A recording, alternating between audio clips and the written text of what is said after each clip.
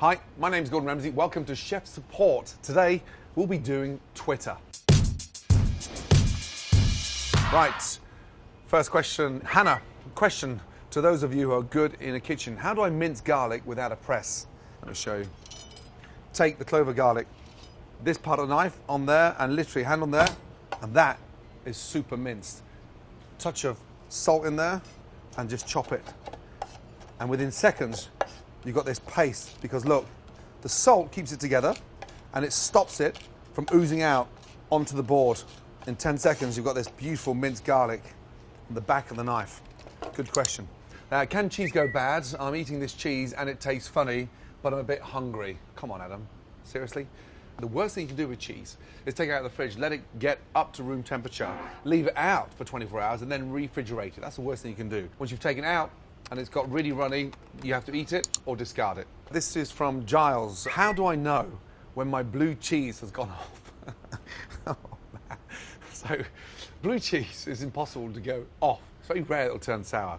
If it tastes bad, get rid of it. It's as simple as that. If you have any blue cheese left over, freeze it, mix it into a butter, and make a blue cheese butter, which is fantastic on top of a steak, especially fresh off the grill. Rory, British food is so bad. Cheeky fucker. You talk to me about food. At least we've got a decent Prime Minister.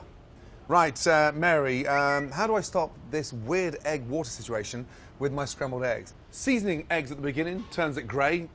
Season them at the end. That way you won't get water. Ali, should I eat a Hot Pocket? Come on, seriously? I mean, there are so many more exciting things to eat than a frickin' Hot Pot. Damn. So, E-Bands, how do you grate mozzarella without crushing it? That's a really good question. Let me show you something really important.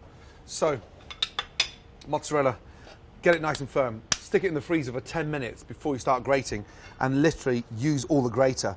Once you've started grating one side, turn it over and grate. More importantly, you'll get a much better yield. Caroline, what do you do when the sauce you're making has too much chili in it? I mean, first of all, what you're drinking. If it's too hot, take half out, yeah, and then continue cooking and let it down gently with fresh tomatoes. A great way of getting rid of super hot chili. Trevor, right, how does this make you feel? What is that? Yeah, that makes me feel sick. Tanner, you need to see a doctor. Red Wing fan, I'm going to make boneless pork ribs, about 4. How long and what temp should I bake them at to become tender? You know, the boneless pork ribs for me, I cook literally for 20 minutes in a pressure cooker. Take them out, glaze them, and then broil them for about 25 minutes. It'll be so tender. Wolf Chamberlain, anyone know how the hell you cook a raw artichoke? Not asking for a friend. It's vinegar and water. If there's no vinegar in the water, then they'll go black. So bring it up to the boil, put the artichoke in, and a teaspoon of vinegar. Or slice a lemon and stick that underneath the artichoke and tie it to the actual core. Next, Abbott Gates. Right, can I freeze half a roast chicken I have left over? No, don't do it. The best thing to do is actually shred the roast chicken, make the most amazing soup. Get a great chicken stock, we should have from the carcass. That will last in the fridge up to 5 or 6 days. This is from Amy, cooking advice. Right, I need to make an enormous quantity of bechamel. Would it be unwise to make it in one go? Always try to maximize on keeping it together. Same thickness, at the same amount of seasoning, rather than several batches. Next question, Daniela, how do you know if my mac and cheese is tender without sticking my hand in a pot? It doesn't seem practical. Of course it doesn't seem practical. To perfect a mac and cheese, make sure you blanch the macaroni first, 2/3 of the way, and just allow 1/3 to finish in the oven. Next, oh no, I have no horseradish to make my cocktail sauce. What do I use now? Start with cocktail sauce, a touch of chili sauce, and then this little baby here. It's a Worcestershire sauce that will give it the spice you need, so don't worry too much about the horseradish. Glenn, does straining chicken stock through cloth help with skimming the fat? No, it doesn't. It makes it cloudy. The best thing to do on skimming a stock is to let it set and put a couple of ice cubes on top, and it will bring the fat up.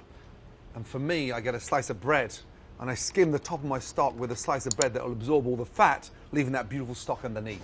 How do I caramelize my creme brulee without a cooking torch? Take an old spoon that you don't use, put it on the gas flame, get it really nice and hot, and stick that lightly over the sugar, and it will caramelize it instantly. Get it too hot, then you'll destroy the cream. Michael, Gordon, trying to decide between buying a Santa Japanese knife or General. What should I use? For me, the secret of a great knife is in the handle. So when you find a knife that's got the perfect handle, it needs to be weighted. Henkel are the knives I use. A great handle and a firm grip, that's 90% of the work. Get comfortable with the handle. It's the secret to great chopping. Harika, right, I've never tried hollandaise sauce. How do I know this is right? So that looks like it's a great start. If you aerate it, it can take so much butter. If you don't lift up those egg yolks, then it splits, basically breaks. So aerate those eggs first and make sure the heat underneath is not too hot. Question from Steve. G, put too much salt in my bolognese sauce. Raw potato will draw out the salt, right? No, Steve, it won't. First of all, take 1/3 of the bolognese out, a touch of sugar, and let it down with a touch of creme fraiche. Creme fraiche will lighten up the flavour and get rid of that salty taste. Faye. Right, me internally trying to figure out how I would make a Scotch egg. Do I use a hard-boiled egg or do I wrap it after with the sausage? So the delicate part there, try and make a soft-boiled egg, and that way it stays nice and creamy. Firm up the eggs and then lay out the sausage really thinly and wrap it nice and tightly. Good question. Am I a gourmet chef yet? I mean, seriously? You need to take 2 slices of bread and stick them on your ears. And that's what you've got, an idiot sandwich. Gordon, long shot, but near enough self-taught, but still very much learning. What can you best recommend to complement a Wellington? The most amazing cream mashed potatoes, whole roasted carrots, whole roasted parsnips, glazed with honey, and then finished with an amazing Madeira sauce. Good luck.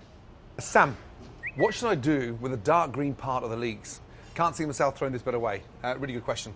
This part here, okay, is the magical moment. Take your bay leaves, place inside. Take your rosemary, place that inside. A nice sprig of thyme, and then look, fold that up, and then from there, you just roll it. So it looks like this incredible tea bag. And what that does, it puts together an amazing bouquet garni. Tie that on to your pan, put the bouquet garni in stock, and it becomes this incredible flavored, beautiful tea bag. Coco, right, Gordon, in your opinion, what size pasta sheets should I use for a good ravioli? I use size 3, but they feel a bit thick. Size 2? So forget buying sheets, make fresh pasta and get used to cranking it in that machine. But the thickness of the pasta depends on the filling. So if your filling's cooked, then you can go super thin. If it's undercooked, then you go super thick. This is from Mo Bucks. What is foie gras torchon? Torchon is a tea towel, it's a cloth. As they poach in the cloth, it protects the foie gras. So it's basically foie gras wrapped in a tea towel and poached. Alison, Gordon, if I invite you to my birthday party, would you come? I'm the shittiest and the worst guest you'll ever want at a dinner party, trust me. Sorry, Alison. Happy birthday.